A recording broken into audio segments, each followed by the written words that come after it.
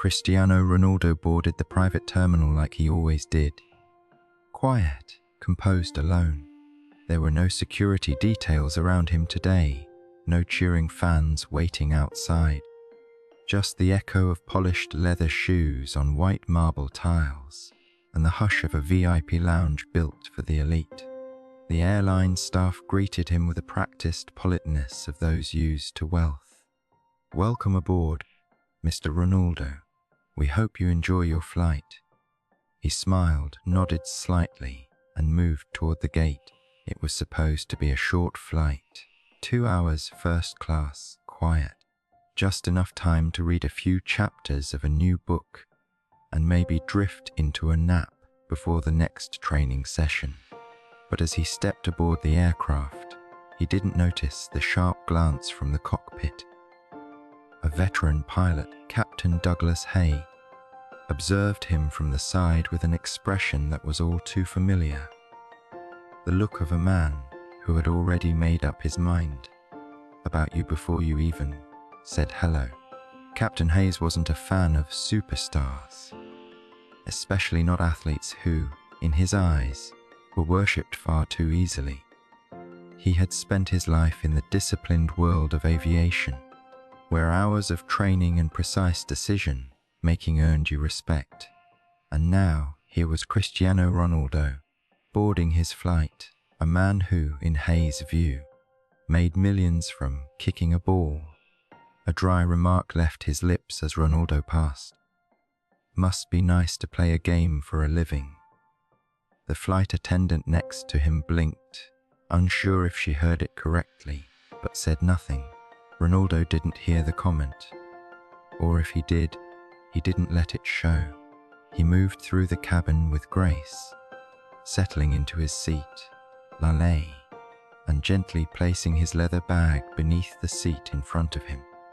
He pulled out his headphones, and a hardcover biography of a world leader opened to the first chapter and let the outside world dissolve.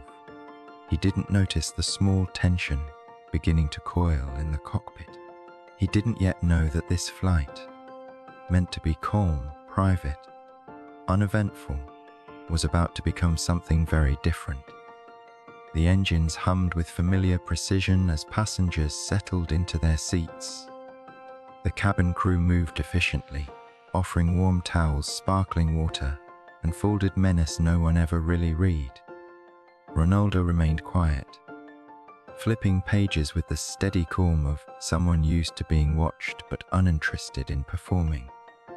Across the aisle, a retired professor glanced at him with a smile of recognition, but didn't speak. Ronaldo nodded politely, grateful for the silence. He liked silence. It was one of the few luxuries that hadn't become performative. In the cockpit, Captain Hayes glanced at the manifest, then pressed the intercom. "Ladies and gentlemen, welcome aboard Flight 7018. We'll be cruising at 36,000 feet. Smooth air expected for most of the journey." His voice was crisp, neutral. But then, without warning, he added, "We'd like to thank our passengers today. From the hard-working professionals to those who've made a name for themselves. In other, less traditional fields, a beat of silence followed. A few heads turned. The words hadn't sounded sharp, but they were, like a knife hidden beneath a linen napkin. Ronaldo heard it. He looked up briefly from his book. His expression didn't change, but the air around him did. He had heard those kinds of comments before, framed in smiles, wrapped in subtlety, never direct but always pointed. Comments from customs officers, hotel clerks, even officials at charity events who questioned how someone like him could possibly also be a role model. Not because of what he said or did, but simply because he was who he was. Rich, powerful, successful, and in their minds, undeserving. A young flight attendant, Ava, approached his seat. Her hands trembled just slightly as she placed his tray down. "Mr. Ronaldo, would you like anything to drink?" "Just water, please," he replied gently. She nodded and left, but behind her calm eyes was unease. She had heard the tone in the captain's voice too, and she wasn't the only one. 3 rows behind Ronaldo, a man in his 60s shifted in his seat. His name was Robert Keane, former US Navy retired. He had flown enough times to know when something wasn't right. He didn't recognize Ronaldo at first, but he recognized the imbalance, the glances, the tension, the subtle exertion of control. The quiet bullying wrapped in rank. Captain Hayes walked out of the cockpit a short while later, pretending to check the cabin, but really just looking for one pair of eyes. When he passed Ronaldo's seat, he paused. "Didn't expect to see you flying commercial," he said with a tight smile. Ronaldo looked up. "I enjoy simplicity," he replied. Hayes chuckled. "Simplicity doesn't exactly match the lifestyle, does it?" The words were framed like a joke, but they weren't funny, not really. Ronaldo closed his book, gently marked his page and folded his hands. Success doesn't always mean forgetting where you came from. Hayes raised an eyebrow, but said nothing. He nodded and walked off, but in his eyes was something darker, not annoyance, resentment. And that was when Robert Keane knew this wasn't just a personality clash. This was a power play.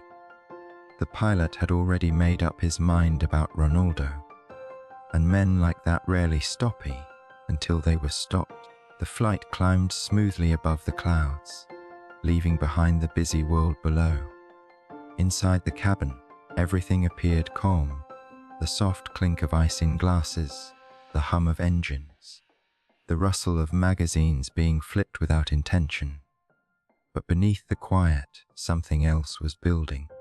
A shift, a slow tightening of atmosphere, and at the center of it sat Cristiano Ronaldo, calm, poised, but no longer at peace. The first real crack came through the intercom again. "Ladies and gentlemen," Captain Hayes' voice rang out. "Just a reminder that here on Flight 1718, all passengers are treated equally. Whether you work hard for your seat or just happen to have the right agent, we value you all the same." This time, the tone wasn't even subtle.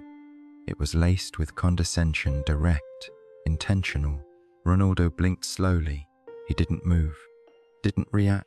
His fingers rested calmly on the armrest, but behind his eyes a storm was beginning to stir, not of rage, but of knowing, of recognition, of memory. He had faced this kind of behavior before, on the pitch, in press rooms, even in boardrooms where people smiled to his face and doubted him behind closed doors. Across the aisle, Robert Keane leaned forward slightly, his hands clasped. He wasn't just watching, he was calculating, measuring the temperature of the room, watching the way some passengers exchanged glances, others lowered their eyes. He had seen this kind of abuse of power before, not always loud but always poisonous. A few minutes later, a flight attendant approached Ronaldo's seat. This time, it wasn't Ava. It was a junior crew member, clearly nervous. "Missa Ronaldo," she said, "the captain has requested that you change seats." Ronaldo looked up. "Excuse me." She glanced around, as if hoping someone would interrupt. He said, "It's for security protocol, something about balance in the cabin." Her voice trailed off. Robert sat upright. "That's nonsense," he said firmly. "Security protocol. This isn't a cargo flight. You're telling him to move seats for balance." The attendant hesitated.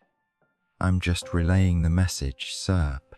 Ronaldo could have stood, could have made a scene, could have asked for a manager or stormed into the cockpit. But instead, he smiled gently. "I think I'll stay right here, if that's all right." The attendant nodded, visibly relieved, and left without another word. Robert leaned slightly toward Ronaldo. "You handled that well." Ronaldo gave a quiet nod. I've learned that fire doesn't always need fire. But even as he said it, he knew something was coming. This wasn't the kind of situation that diffused on its own. Not with men like Hayes. Men who didn't like being ignored, or worse, exposed. Sure enough, minutes later, the intercom crackled once more. We do our best to offer comfort to all passengers, even those who think status should exempt them from basic courtesy. The cabin tensed. Passengers shifted. A woman in the front row whispered to her husband. Another man shook his head. Robert stood up. That's enough. The words were firm, not loud, but they cut through the hum like a knife. Captain Hayes stepped out of the cockpit moments later. Is there a problem, sir? Robert stared directly at him. Yes. Hayes' smile was forced, tight. I'm simply reminding passengers to follow procedures. No, Robert said, taking a step forward. You're singling someone out, and we all see it. A few other passengers murmured in agreement. One woman added, You've been acting strange since takeoff. Hayes glanced at Ronaldo, then back at Robert. I suggest you all relax and enjoy the flight. Robert sat down again, but the damage had been done. The balance had shifted. The room was no longer with Hayes. The quiet glances now carried weight. Witnesses. Ronaldo turned to Robert. Thank you. Robert shrugged. I don't like bullies, especially ones in uniform. Ronaldo nodded. Neither do I, but sometimes patience is the loudest answer. And yet, as the engines hummed and the clouds drifted below, both men knew this wasn't over. Not yet. The cabin had fallen into a tense quiet. Not the peaceful kind that comes with altitude, but the thick, heavy kind that settles after something uncomfortable has been said and not yet resolved. Passengers who had once been absorbed in their movies or wine now sat a little straighter, eyes darting toward the front of the cabin. Some whispered quietly. Others pretended not to notice, but no one could ignore what was happening anymore. Cristiano Ronaldo sat still, his expression unreadable, his breathing steady. He was no stranger to pressure. He had felt it on the world's biggest stages. But this was different. This wasn't a final. This wasn't a title match. This was personal. This was targeted. And worst of all, it was happening where he had no ball to strike, no whistle to blow, no ref to step in. Just a seat, a name, and a pilot trying to use power like a weapon. Captain Hayes remained at the front, near the cockpit, arms crossed, his face wearing the smug confidence of someone who believed he still held all the cards. He turned to the nearest flight attendant and whispered something. She nodded reluctantly, then approached Ronaldo once more, her face conflicted. Mr. Ronaldo, the captain is requesting to speak with you privately, she said quietly. Before Ronaldo could answer, a voice from the back of first class cut through the air with calm authority. That won't be necessary. All heads turned. A man in his 50s stood up from seat F, dressed casually but with an unmistakable air of command. His salt and pepper hair was neatly combed, his posture upright but relaxed. There was no arrogance in his stance, only certainty. From his inner coat pocket, he pulled out a badge, not loudly, not for effect, but just enough to let the right people see. I'm James Thornton, he said, his voice even. Regional Director of Flight Operations for this airline. The silence in the cabin cracked like glass. Even Captain Hayes stiffened. Thornton walked slowly to the front, stopping beside Hayes. Captain, he said evenly, you and I will be speaking after this flight. But for now, you are to return to the cockpit, and you are to make no further announcements without clearance. Understood. Hayes opened his mouth, then closed it, his jaw flexed. "Sir, I was simply—" "I heard everything," Thornton interrupted, still calm but unshackable. "From the moment we lifted off." Hayes stared at him, color draining slightly from his face. Then, with a tight nod, he turned and disappeared back into the cockpit. The door closed behind him with a soft but final click. For a moment, no one moved. Then, slowly, a few passengers began to clap. It wasn't loud. It wasn't for spectacle. It was quiet, respectful, directed not at a man being punished, but at a man who had endured. Cristiano Ronaldo looked up, his eyes meeting Thornton's. The airline executive nodded once, just slightly, then returned to his seat without another word. Robert Keane leaned over. "Well, that was unexpected." Ronaldo allowed himself the smallest smile. "Sometimes," he said, "the right people are watching, even when the wrong ones are making noise." And with that, the cabin exhaled. For now, the game had changed. The plane cruised on through the thinning clouds, but inside the cabin, something had shifted. The tension that had crackled just moments ago had dulled, not vanished, but tempered, like fire banked beneath ash. Cristiano Ronaldo sat quietly, once again thumbing through the pages of his book. Though now his mind was far from the words. He wasn't angry, he wasn't shaken, but he was tired, not from the flight, but from the pattern, the eyes, the comments, the constant battle between being seen and being judged. Across the aisle, Robert Keane leaned back in his seat and exhaled. "That guy's not used to being challenged," he muttered. "Especially not by someone he can't control." Ronaldo didn't reply immediately. He watched the clouds drift by the window, his expression thoughtful. "Power doesn't always corrupt," he said finally, "but it always reveals." Robert nodded slowly. "Yeah, and what it revealed back there wasn't pretty." The flight attendant, Ava, the one who had seemed uncomfortable earlier, approached Ronaldo again. This time her steps were more sure, her eyes more open. She leaned in and said softly, "I just wanted to say thank you." Ronaldo looked at her, surprised. "For what?" "For staying calm," she said. "For not making a scene. Most people wouldn't have handled it the way you did." He gave a quiet smile. "There's no winning in a shouting match, only more shouting." She hesitated, then added, "We see a lot of powerful people on these flights. Not many of them show grace under fire." Ronaldo nodded, then returned to his book.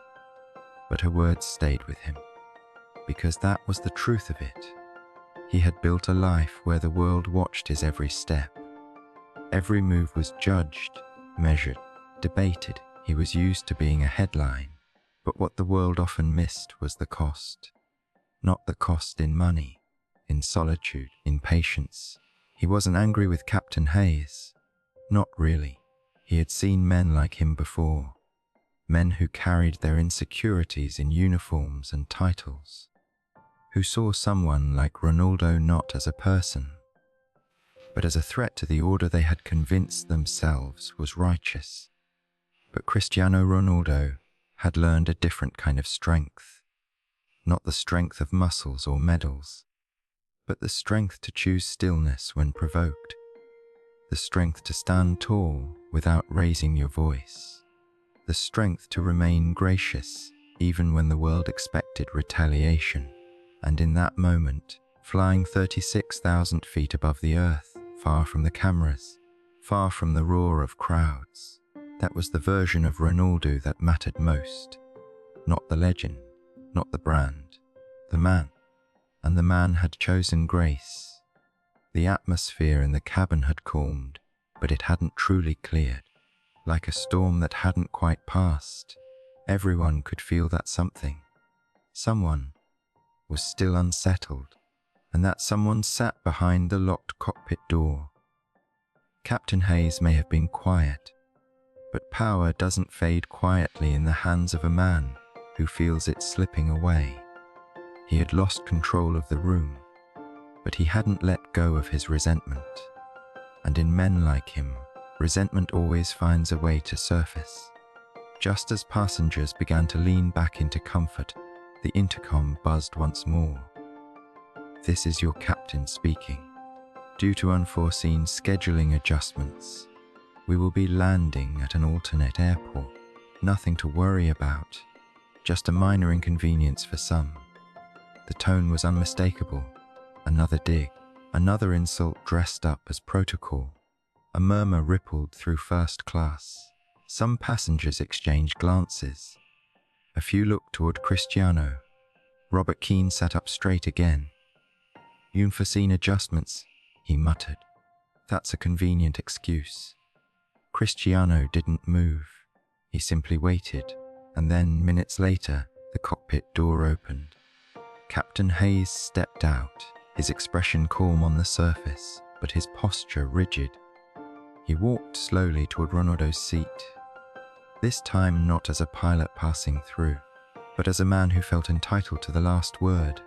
"Mr. Ronaldo," he began, "I've received reports from passengers that your presence has been creating discomfort. We'll be asking you to deboard upon arrival for a follow-up with airport personnel." The cabin froze. No one said a word. Then Cristiano closed his book, slowly looked up, and finally, for the first time, spoke clearly, calmly, and firmly. "You know," he began, "when I boarded this flight, I didn't expect to be welcomed. I didn't ask for attention or for favors. I asked for one thing: peace." His voice was low, steady, almost too soft, but it carried through the cabin like thunder. "And what I've learned, Captain, is that peace is something people like you never offer freely. You withhold it from those you don't understand, from those you already decided don't deserve it." Hayes opened his mouth, but Cristiano held up a hand. "Let me finish." The pilot hesitated, then nodded. Ronaldo continued, "I've spent my life being judged by people like you. People who see a jersey before they see a human, who see fame and assume it came easy, who see success and call it luck. You speak of discomfort, but let me tell you what discomfort is." He looked around the cabin, not just at Hayes, but at every passenger now leaning in. Discomfort is working since you were a child to give your family a better life, and still being told it's not enough. Discomfort is winning titles and still hearing you're overrated. Discomfort is walking into a room where you've done nothing wrong and still being treated like a problem. A hush fell over the plane. "And yet," he said, voice softening, "I choose not to repay you with anger, because I'm not here to prove anything to you. I don't need to. You've already revealed who you are, and everyone here has seen it." He turned to the passengers. "To those who watched in silence, I understand. It's easier to stay quiet, but sometimes silence lets small men grow too loud."